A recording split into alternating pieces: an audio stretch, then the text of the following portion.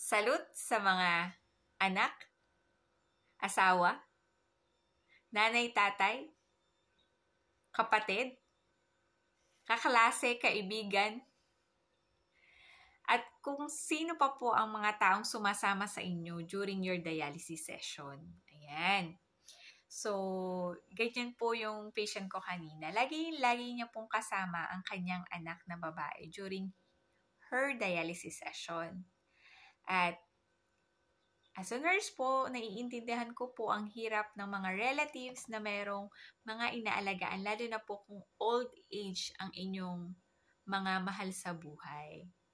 Kaya sana po ay bigyan pa po kayo ni Lord ng poong may kapal, ng malakas na pangangatawan upang mas masuportahan pa po natin at maalagaan ang ating mga mahal sa buhay na may sira na ang kanilang mga bato. Bigyan pa po sana kayo ng malalakas na mga pangangatawan upang magawa ito sa kanila. Ayun lang po, gusto ko lang po magpasalamat sa inyong lahat.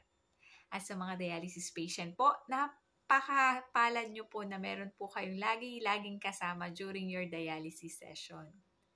Kaya po, wag po nating silang kakalimutan na pasalamatan araw-araw. Ayun lang po muna. See you around po. Bye!